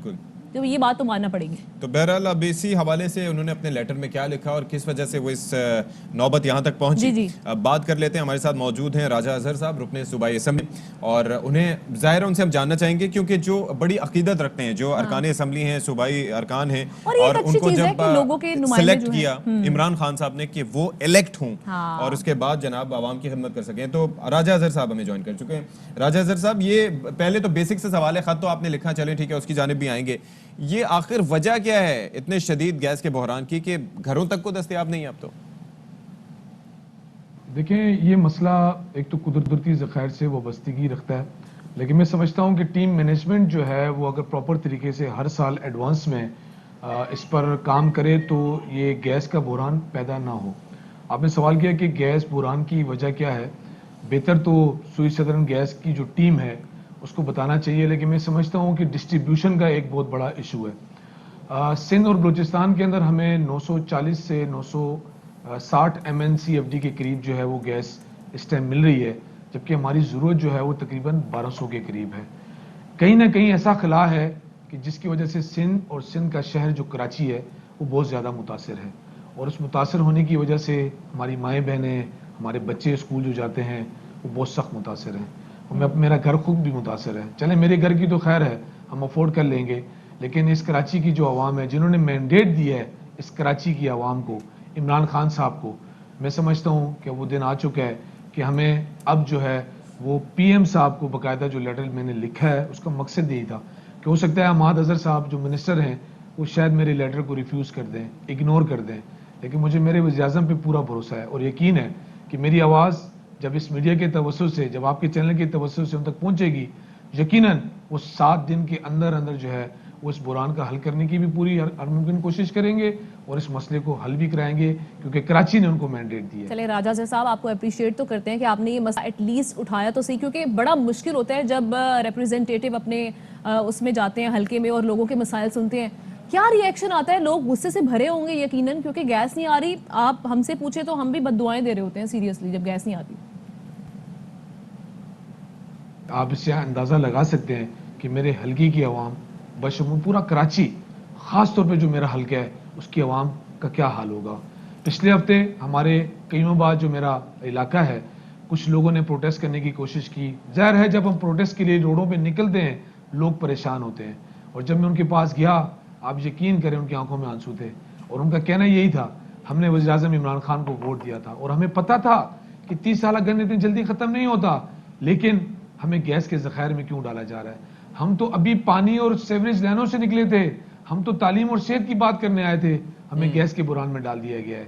عوام بہت زیادہ پریشان ہے. اچھا, ایک تو بات اکثر کی جاتی ہے نا کہ PTI ورسز PTI, یعنی کہ پہلے کے بیانات اور ابھی کے بیانات. تو پہلے یہ کہا تھا احمد اظہر صاحب نے کہ گیس جو ہے وہ دستیاب ہوگی, بحران حل ہو جائے گا اور دن میں 3 بار گیس کی فراہمی یقینی بنائیں گے. اب تو ہم دیکھ رہے تھے کہ فواد چودھری صاحب نے کہا کہ تیار ہو جائیں سلنڈرز کے لیے. تو یہ اچانک یہ جو شفٹ ہے یہ کیوں آیا اور اتنا شدید کیوں ہو گیا بحران؟ احمد اظہر صاحب آپ کو کراچی آنا چاہیے, آپ کراچی آئیں, اس مسئلے کو دیکھیں اور اپنی سوئی سدرن گیس جو لمیٹڈ کمپنی ہے اس کی جو MD ہیں, جو ان کی ٹیم ہے, ان سے ملیں. 125 MNCFD ہمیں مزید گیس آپ دے دیں. میں سمجھتا ہوں سندھ کا, بلوچستان کا مسئلہ حل ہونے کو ہے. 125 MNCFD کوئی معنی آپ کے لیے نہیں رکھتا, خدا کے لیے صرف اتنی ہمیں دے دیں. وزیر اعظم صاحب آپ سے اپیل کرتا ہوں 125 MNCFD گیس مزید آپ ہمیں دے دیں. انشاءاللہ یہ سندھ اور بلوچستان فیضیاب بھی ہوگا, گیس کی دستیابی سے آپ کو دعائیں بھی ملیں گی. اچھا سر, جس طرح سے آپ نے لیٹر میں بھی یہ بات کی ہے کہ جی یہاں پر لوکل باڈیز الیکشن ہونے ہیں کراچی میں, تو پہلے سے ہی اگر لوگ ناراض ہوں گے تو آگے کیا رزلٹ آئے گا؟ آپ کو خدشہ ہے کہ خیبر پختونخوا میں جو کہ میدان تھا, ہوم گراؤنڈ تھا, وہاں یہ سچویشن رہی تو کراچی سے تو بالکل ہی ہاتھ سے نکل جائے گا؟ یقیناً وہاں پہ کچھ ہمارے فیصلے غلط ہوئے جس کو ہم ایڈمٹ کرتے ہیں, لیکن انشاءاللہ سندھ کی صورتحال ویسی نہیں ہے جیسے KPK کے اندر تھی. لیکن میں سمجھتا ہوں کہ بلدیات نچلی سطح کے لوگوں سے جڑا ہوتا ہے. جب نچلی سطح کے لوگوں کے کام ہو رہے ہوں گے یا کام نہیں ہوں گے تو ڈیفینیٹلی اس کا فرق نہیں, بہت زیادہ فرق جو ہمارے الیکشن میں پڑے گا, کیونکہ ہمارے جو کینڈیڈیٹ ہوتے ہیں وہ گراس روٹ کے ہوتے ہیں, وہ بلدیات, وہ علاقائی شخصیت پر مبنی ہوتے ہیں. تو اسی لیے میں نے ذکر کیا تھا کہ خان صاحب ہمارا بلدیات آنے والا ہے, हम ऐसे आप ने ग्रीन लाइन बनाई, लोगों ने आपका शुक्रिया अदा किया, आपने कराची सर्कुलर रेलवे पे काम का आगाज कर रहे हैं, लोग आपका शुक्रिया अदा करते हैं। चूंकि 18वीं तरमीम है, 18वीं तरमीम के बाद हम बहुत सारी ऐसी चीजें जो हम नहीं कर सकते, लेकिन गैस का जो मसला है वो वफाक। अच्छा चलें, आपने मुतालबा कर दिया, आपने अपनी जो एक प्ली थी वो वज़ीर आज़म तक पहुंचा दी। अब अगर उस पर कोई नोटिस नहीं लिया जाता, या चलें नोटिस छोड़ें, एक्शन नहीं लिया जाता, फिर आप क्या करेंगे अपने लिए, अपने हल्के की आवाम के लिए?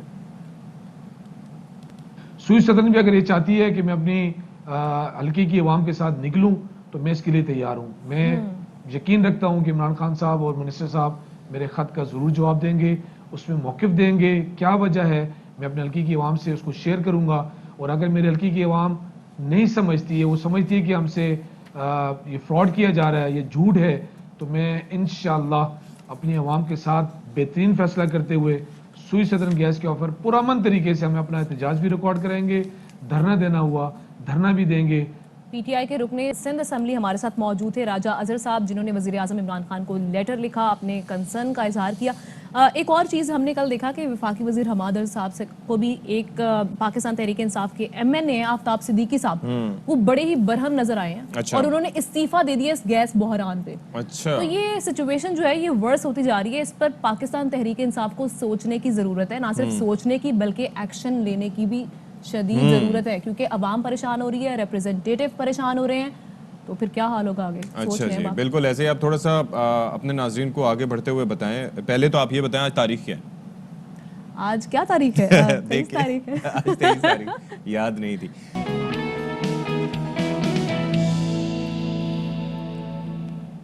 तो जी वेलकम बैक टू बाखबर सवेरा। और अभी एक ब्रेकिंग न्यूज़ आपके साथ शेयर करते हैं, बड़ी ही अफसोसनाक खबर है। कराची में फायरिंग से जाँ बहक 3 साल की बच्ची की लाश 10 घंटे से जिना अस्पताल में मौजूद है। Lady medico legal officer postmortem करने ना पहुंची। 11:30 बजे बच्ची क्रॉस फायरिंग का निशाना बनी थी।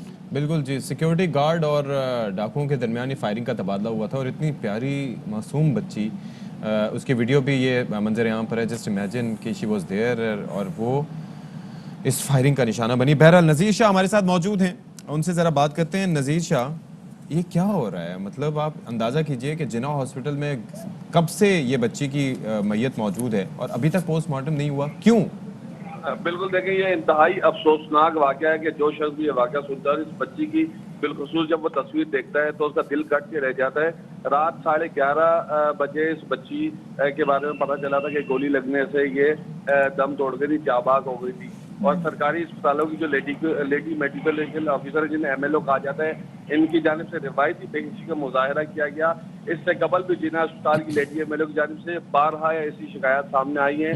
10 घंटे से ज़ायद का अरसा हो चुका है इस बच्ची की जो लाश मुर्दा खाने में मौजूद है, और कोई लेडी MLO इसके पोस्टमार्टम ना कर सकी है, कोई अस्पताल ना पहुंच सकी है। और पुलिस के जानिब से बताया गया कि पुलिस के तफ्तीशी अफसर रात भर से जिना अस्पताल में मौजूद है।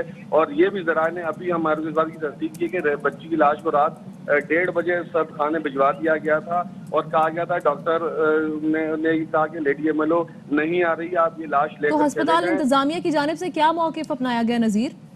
देखिए, अस्पताल इंतजामिया जो अस्पताल का जो मामला वो अलग होता है, जो लेडी MLO है ये इनका काम जो है अलग होता है। हर अस्पताल में जो सरकारी अस्पताल होते हैं वहाँ पर लेडी और जो जेंट्स जो है MLOs मौजूद होते हैं। जो बच्ची या खवातीन जो भी होती हैं उनका मेडिकल जो है खवातीन जो मेडिकल ऑफिसर होती है वो करती हैं। और कराची में जिना, पासी और सिविल, इन 3 के मेडिकल लीगल अफसरान की जानिब से बारहा इस तरह की शिकायत देखने में आई है।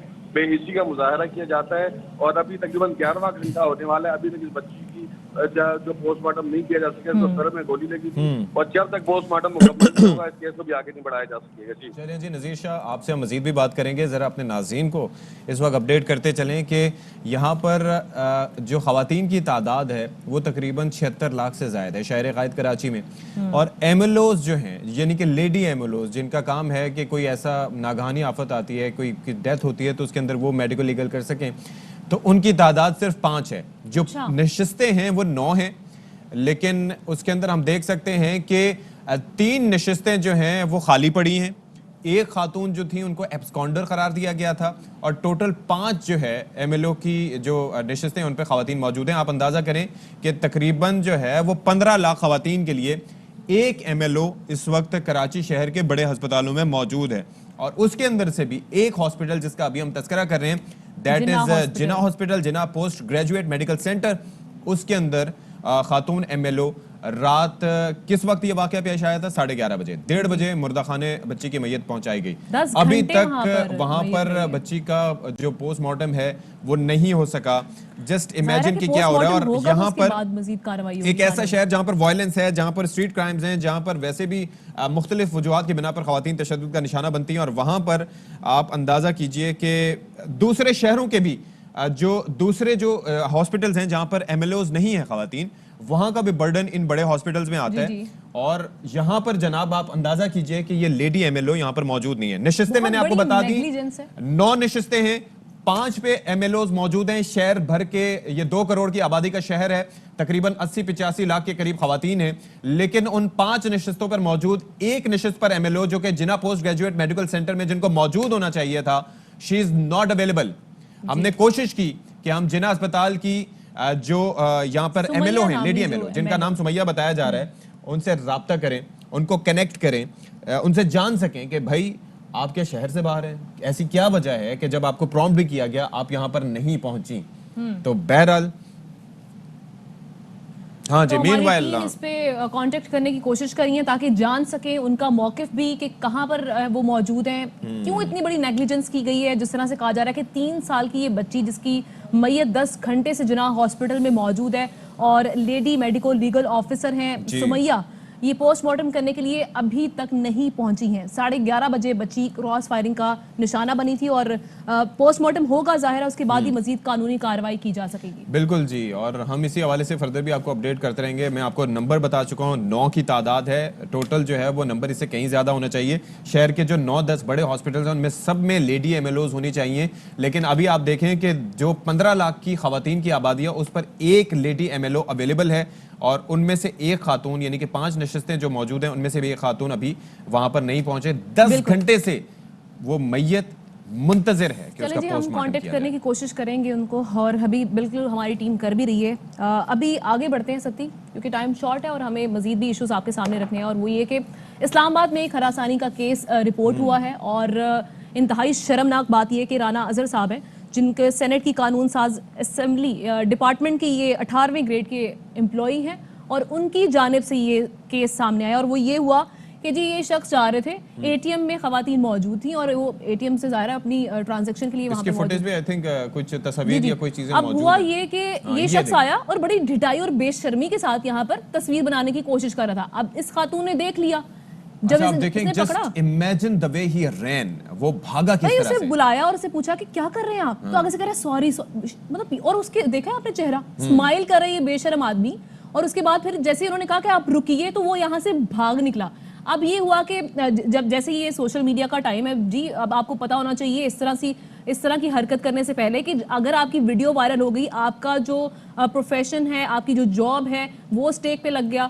اور اس کے بعد ہم نے یہ دیکھا کہ اسلام آباد پولیس کی جانب سے اس خاتون سے کانٹیکٹ کیا گیا, مقدمہ درج کر لیا گیا, اور اس شخص کو 4 ماہ کے لیے اس کی جاب سے معطل کر دیا. آئی ہوپ کہ مزید اس حوالے سے انویسٹیگیشن ہوگی. آپ جسٹ امیجن کہ جاب ڈسکرپشن اس شخص کی دیکھیں کہ یہ جو ہے جو لا برانچ ہے سینٹ کی, اس کا یہ رکن ہے, 18 گریڈ کا آفیسر ہے. اچھا خاصا اس بندے کا کریئر ہے, لیکن جسٹ امیجن کہ یہ جو کچھ ہو رہا ہے, ڈوب مرنے کا مقام ہے ویسے سیریسلی سکتی. مطلب میں تو حیران ہوں اس ایسے شخص جو اتنی اچھی جگہ پہ آپ بیٹھے ہوں, آپ کو عہدہ ملا ہوا ہے, اور اس کے بعد آپ کیا کام کر رہے ہیں, اور پھر دیکھیں آپ کر کیا رہے ہیں, یہ ایک تصویر بنا رہے ہیں خاتون کی.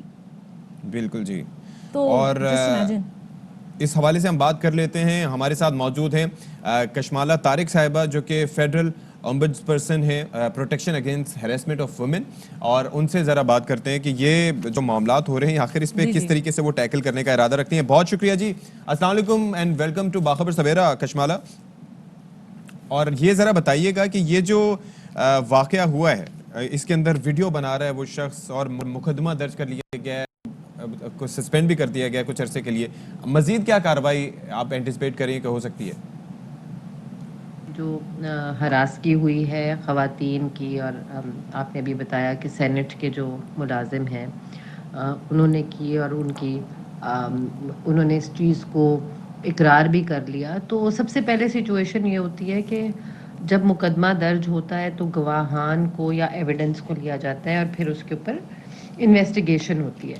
تو یہ بہت ضروری ہے کہ جہاں پہ ایسا وقوع ہوا ہو وہاں پہ وہاں کی اگر سی سی ٹی وی فوٹیج موجود ہے یا وہاں پہ کسی نے یہ کچھ دیکھا ہے یا کوئی ریکارڈ کے اوپر وہ ریکارڈنگ جیسے آپ کہہ رہے ہیں وائرل ہوئی ہے وہ ہے تو اس کو فردر انویسٹیگیٹ کرے جس ادارے کے پاس وہ گئی ہیں. تو جی جس طرح سے کشمالہ ہم نے دیکھا یہ شخص اعتراف کر چکا ہے اور سب سے بڑی بات یہ کہ سینٹ کا یہ ملازم ہے وہاں پر کام کرتا ہے تو ویڈیو بنانے کا اعتراف بھی اس نے کر لیا ہے. اس صورت میں اب زیادہ سے زیادہ کیا ایکشن ہو سکتا ہے تاکہ اس طرح کے واقعات کی روک تھام ہو سکے؟ ٹی وی کے ذریعے جانا کہ وہ کہہ رہے ہیں کہ ان کو معطل کر دیا گیا ہے مگر میرا خیال میں کہ انویسٹیگیشن بھی کرنی چاہیے اور اس کے اوپر سیکشل ہیراسمنٹ کمیٹی جو ہے سینٹ کی اس کو ایکشن لینا چاہیے. اس کے اوپر یہ خواتین اگر اپنی کمپلینٹ ڈالیں تو اس کے اوپر جو ہیراسمنٹ کمیٹی ہے وہ ایکٹ کر سکتی ہے, بہت بخوبی امپاورڈ ہوتی ہے. اچھا اب یہ بتائیں کہ یہ ویڈیو تو وائرل ہو گئی, اس پر ایکشن بھی لیا گیا, اور ایسے کتنے واقعات ہیں جو رپورٹ نہیں ہوتے یا ان کی ویڈیو نہیں بنتی تو کسی کو پتہ بھی نہیں چلتا, تو ان کے تدارک کے لیے کیا کیا جا سکتا ہے؟ اصل میں یہ کہ ہمارے معاشرے میں ہمارے گھر والے ہمارے کولیگز اس چیز کو انکریج نہیں کرتے. وہ کہتے ہیں نہیں اگنور کرو یا پھر چپ کر جاتے ہیں لوگ کیا کہیں گے کے ڈر سے. تو ہمیں اس کو ختم کرنا چاہیے کیونکہ اب بہت سارے ادارے بن چکے ہیں, بہت سارے قوانین آ چکے ہیں جس میں پولیس ہے, جس میں فوسپا ہمارا ادارہ ہے جو کہ خصوصی ہے ہی اسی کے اوپر بنا ہوا. تو پہلے جیسے اب حالات نہیں رہے. میں سمجھوں گی کہ خواتین کو اپنے حقوق اب جاننا بہت ضروری ہے, اویئرنیس کی ضرورت ہے. قوانین بھی ہیں, ادارے بھی ہیں, امپلیمنٹیشن بھی ہو رہی ہے. ان کا آواز اٹھانا اور اپنا حق مانگنا اب اس کی دیر ہے. اچھا کشمالہ ہم نے دیکھا کہ جس طرح سے اس خاتون نے بڑا کوئکلی رسپانس دیا اور انہوں نے فوراً سے جی وہ ویڈیو بنا لی اور وہ سوشل میڈیا پر وائرل ہو گئی. اب بہت سارے ایسے واقعات ہیں جو چھپ جاتے ہیں, جو سامنے نہیں آتے, رپورٹ نہیں ہوتے. تو پھر کیا ایسے جو کیسز اگر آ جاتے ہیں منظر عام پر, کارروائی آپ سمجھتی ہیں بر وقت ہوتی ہے یا اس میں بھی تاخیر ہوتی ہے آگے؟ اصل میں یہ کہ ہمارے معاشرے میں ہمارے گھر والے ہمارے کولیگز اس چیز کو انکریج نہیں کرتے. وہ کہتے ہیں نہیں اگنور کرو یا پھر چپ کر جاتے ہیں لوگ کیا کہیں گے کے ڈر سے. تو ہمیں اس کو ختم کرنا چاہیے کیونکہ اب بہت سارے ادارے بن چکے ہیں, بہت سارے قوانین آ چکے ہیں جس میں پولیس ہے, جس میں فوسپا ہمارا ادارہ ہے جو کہ خصوصی ہے ہی اسی کے اوپر بنا ہوا. تو پہلے جیسے اب حالات نہیں رہے. میں سمجھوں گی کہ خواتین کو اپنے حقوق اب جاننا بہت ضروری ہے, اویئرنیس کی ضرورت ہے. قوانین بھی ہیں, ادارے بھی ہیں, امپلیمنٹیشن بھی ہو رہی ہے. ان کا آواز اٹھانا اور اپنا حق مانگنا اب اس کی دیر ہے. بہت شکریہ کشمالہ طارق ہمارے ساتھ موجود تھیں, وفاقی محتسب براہ ہراسانی. اور ظاہر ہے باقی تو کارروائی نہیں چاہیے لیکن اوور آل ان واقعات کے اوپر ٹھوس اور کنکریٹ ایکشن ہونا چاہیے تاکہ لوگ آگے ڈریں. آپ کو یاد ہے پہلے قانون یہ جو ہماری قومی اسمبلی ہے, قانون ساز اسمبلی کہنے لگی تھی, قومی اسمبلی جو نیشنل اسمبلی ہے اس کے سیکریٹریٹ میں بھی ایک خاتون, لیجسلیٹو اسمبلی, اچھا سن آئین ساز بھی ہے. جی جی. تو ہماری جو نیشنل اسمبلی ہے, نیشنل اسمبلی کے سیکریٹریٹ میں ایک خاتون ہے, اس کی جانب سے بھی یہ شکایت سامنے آئی تھی کہ اس کی باس کی جانب سے انہیں ہراساں کیا جا رہا ہے. انہوں نے درخواست دی, وہ یہ بھی بڑی کریج والی بات ہوتی ہے کہ آپ ایسے واقعات کو رپورٹ کریں. اور پھر اچھا ان کو انکریجمنٹ اسی طرح سے دی جا سکتی ہے, اگر وہ بیچاری رپورٹ کر رہی ہیں تو پھر سزا بھی ہونی چاہیے, ایکشن بھی ہونا چاہیے. ابھی تک وہ درخواست لگی ہوئی ہے لیکن ابھی تک ہمیں کوئی کارروائی اس پہ بھی نظر نہیں آئی, اور ابھی یہ سینٹ والا واقعہ بھی سامنے آ گیا. نوٹس لیا جائے گا اس کا بھی. بریک لے لیتے ہیں جی, ایک بریک کے بعد آتے ہیں.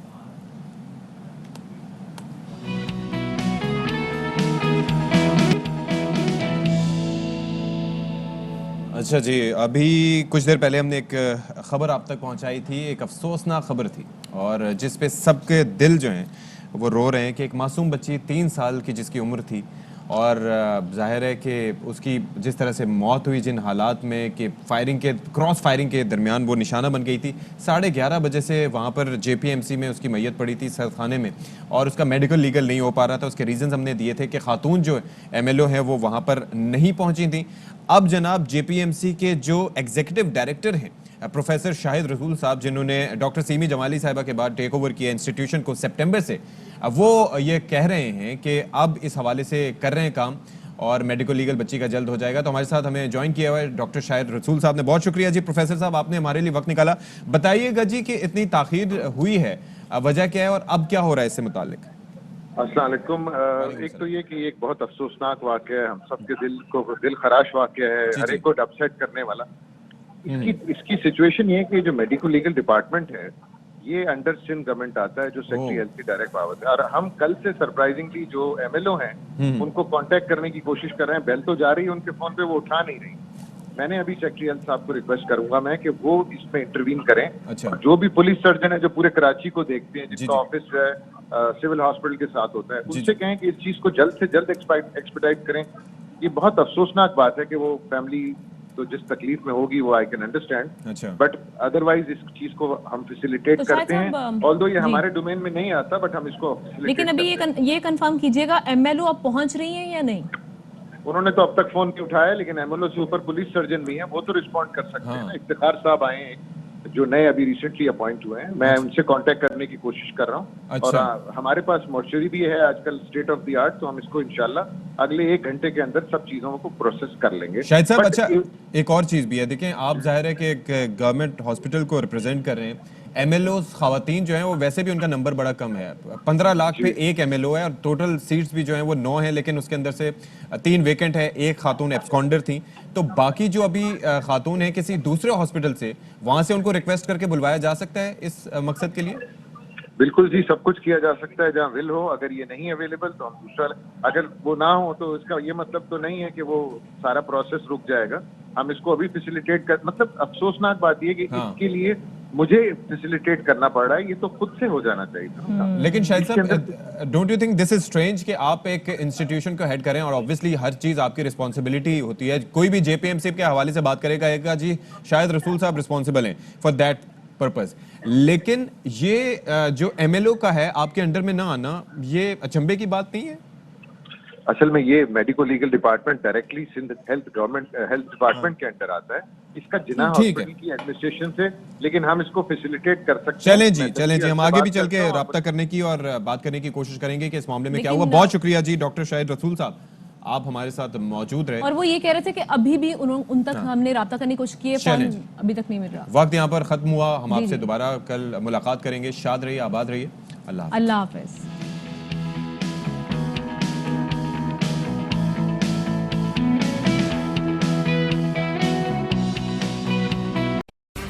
اہم ترین خبریں اب ایک کلک کی دوری پر. آپ کے پسندیدہ ٹاک شوز ہوں یا اہم ملکی یا غیر ملکی شخصیات کی نیوز کانفرنسز, ہر لمحہ باخبر رہنے کے لیے سبسکرائب کریں ہمارا یوٹیوب چینل. موسم کی صورتحال ہو یا کھیل کے میدان سے خبریں, اپنے موبائل فون سے ملکی اور بین الاقوامی اہم خبروں تک رسائی کے لیے ڈاؤن لوڈ کیجیے موبائل ایپ. باوثوق ذرائع سے مصدقہ خبروں, تجزیوں اور تبصروں سے مستفید ہونے کے لیے وزٹ کیجیے پاکستان کی سب سے بڑی نیوز ویب سائٹ www.arYnews.tv. ان سب کے علاوہ پاکستان کا سب سے بڑا فیس بک پیج ہو, سب سے بڑا نیوز انسٹاگرام اکاؤنٹ یا پھر ٹویٹر, ARY نیوز پہنچا رہا ہے خبریں سب سے پہلے آپ تک, تاکہ آپ رہیں ہر لمحہ باخبر.